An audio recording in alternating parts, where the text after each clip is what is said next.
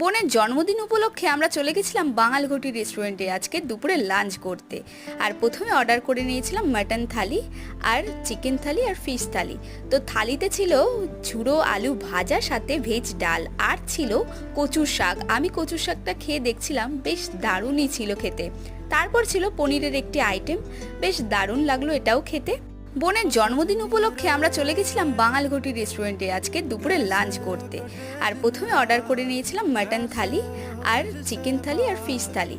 তো থালিতে ছিল ঝুড়ো আলু ভাজা, সাথে ভেজ ডাল, আর ছিল কচুর শাক। আমি কচুর শাকটা খেয়ে দেখছিলাম, বেশ দারুণই ছিল খেতে।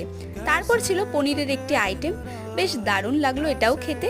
আর এদিকে বোন মাটন টেস্ট করছিল, আর এটা কিন্তু খুব ঝাল ছিল, মোটামুটি খেতে ছিল। তো যাই হোক, তারপরে আমি খেয়ে নিলাম চিকেন কষা দিয়ে সাদা ভাত দুপুরবেলা। এটা বেশ আমার ভালো লেগেছে।